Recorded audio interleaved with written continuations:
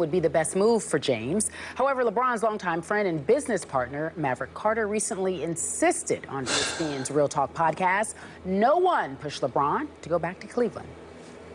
I think most importantly, it was a decision that he wanted to make in his heart. We didn't push him to do it. We don't push him to do anything. If he asks our opinion or what do we think about the pros and the cons and think through it, we help him think through it.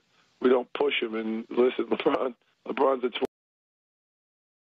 29-year-old man with lots of money, got a wife, 2 kids, 1 on the way. He makes his own decisions. You're not going to be able to push him either way. He will help him think through things and then kind of help him see through things. And then he makes his own decision that's in his heart because ultimately he has to live with it. I'm not the one that has to show up and play games for any team. All right, so the question is, do you believe what Maverick had to say, Stephen A? Well, first of all, let me say this. It's very rare because I'm very fond of Maverick. Maverick's a real nice guy. Ken Ball knows a lot about the game of basketball. Actually been getting his workout on. You'd be proud of him, too. He's been working out a lot. But I'll tell you this.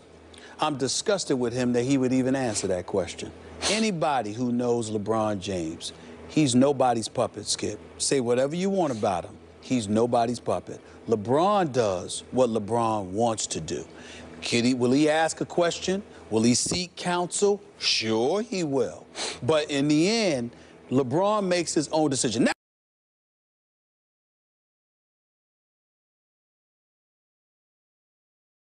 Now, I will throw a caveat in there.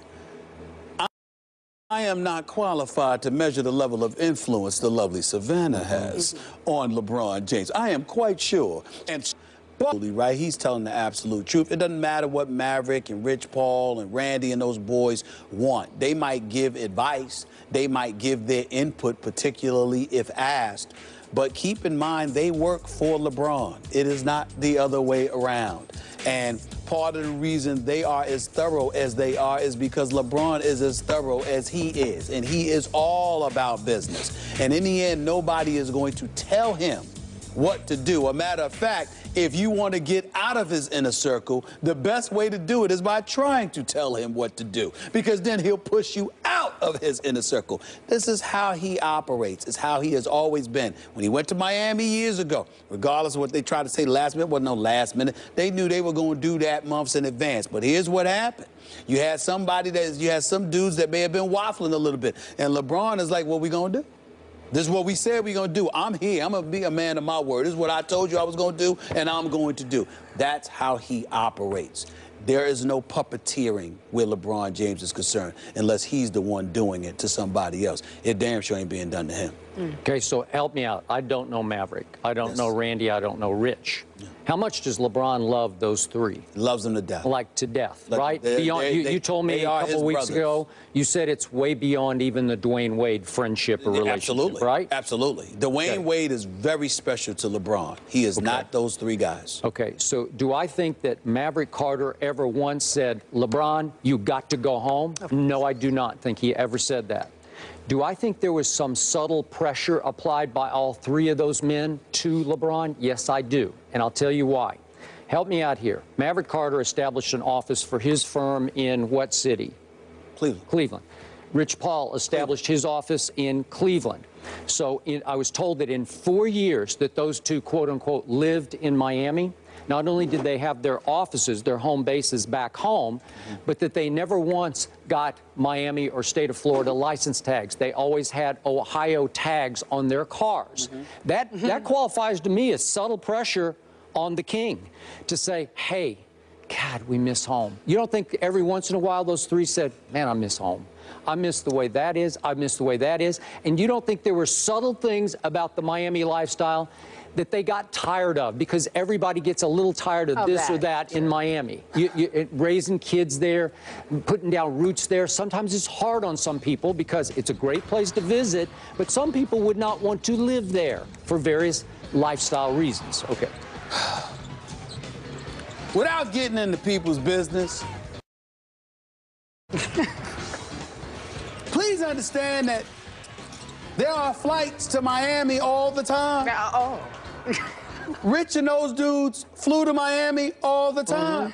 They didn't just stay there. That's a burden, they flew man. back. That's hard. It's not hard. It's not hard because there's home and then there's Miami. It ain't a burden for me not to visit Miami.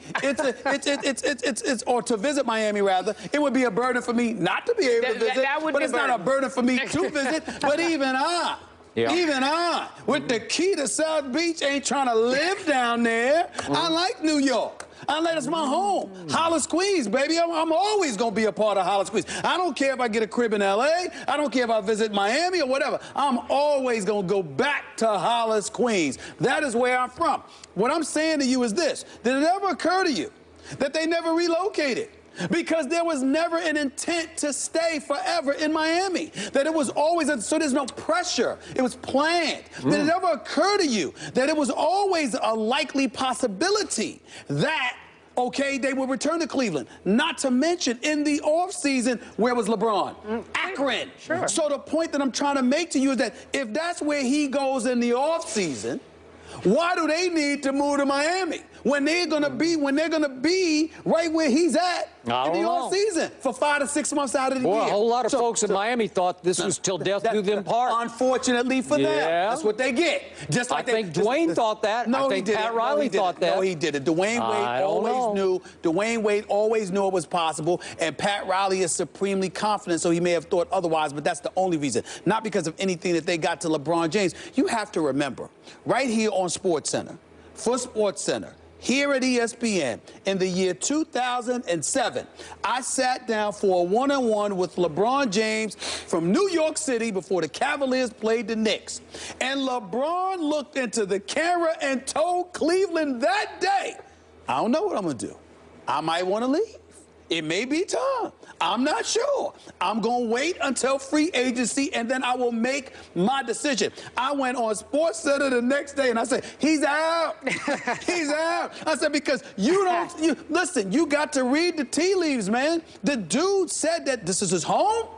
Grew up 30 minutes away. He told the city to their face, I think I need something different. I think I need another challenge. But he never once said, I'll never be back to Cleveland. He never once severed ties with the Akron and the Cleveland community. They may have severed it with him burning his jersey, doing all of that stuff. But the point is, he never did it to them, and neither did his boys. And that's what you have to understand. So all of this stuff about pressure is nonsense. They got to get their input. Ain't nobody pressuring LeBron. LeBron gonna do what he want to do. Okay, but in LeBron's heart of hearts, what? Did he not know that his boys would jump for joy if he said, let's go home? Wait a minute. That's fair, Skip. But listen, at the same time, your boys are working for you. They're getting paid pretty well to do it. And oh, by the way, ain't nobody asking you to relocate to Miami. So what's the big deal? You know, the point that I'm trying to make to you is don't come to me talking about they pressured him. They're not trying to pressure LeBron. They're his boys, and they want him to do what he believes is best for him. Because if LeBron ain't happy, do you really want to work for him? Think about that. You really want to work for him if he's unhappy? I get that. Well, but that's there's all such a thing as subtle pressure. It's not just pressure. Little lines you drop. Man, if there's any kind, listen, I don't believe there was a speck of pressure, and I know all of them, but I got to tell you this. If there's any pressure, it had to come from Savannah. Well, because that's the only person. Sure. I'm saying that's the only kind of pressure that could move LeBron. You're just saying they made it clear. Just little. He just knew they would like to go home. Who wouldn't like to go home?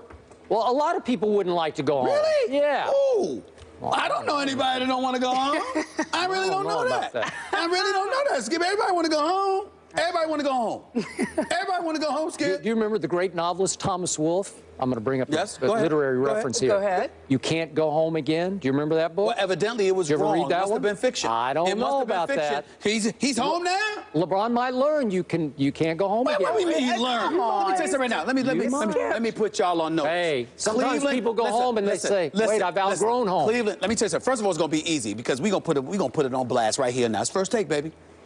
First of all, those fans in Cleveland are going to be, off the chain, which is going to be an improvement because in South Beach, You got folks that didn't show up until halftime, second quarter. The home base, those fans, listen, the organization is first class. The city is spectacular, as you well know. The scenery is just, Lord. Anyway, the point is that from a fan perspective for the games, some of them didn't show up till the second quarter. You'll have tailgate parties for basketball games in Cleveland. These people are going to be hyped. Now, they better make sure they don't mess with LeBron. They talk about cow time. Don't mess with this man. He has shown you he will leave. You better treat him right this time, because before, there were some people in that city and that organization. We don't talk about this much, but they didn't take care of him. Wait. You suggesting they need to now kiss his feet? Well, he's the GM. You said I'm saying to you, leave the man alone. Don't be talking behind his back. Don't be sitting there trying to sully his name. Don't be trying to character assassinate him. Don't be trying to do all of that stuff this time around. You better treat that man right. Alone. Am I right? He better leave all of them alone. That's what I'm saying. He better leave all of them alone. Okay. Remember back in the day, it used to be like Roll Tide? Remember? Roll Tide. He set it up for me. That's my man. Please. Nick Saban. I love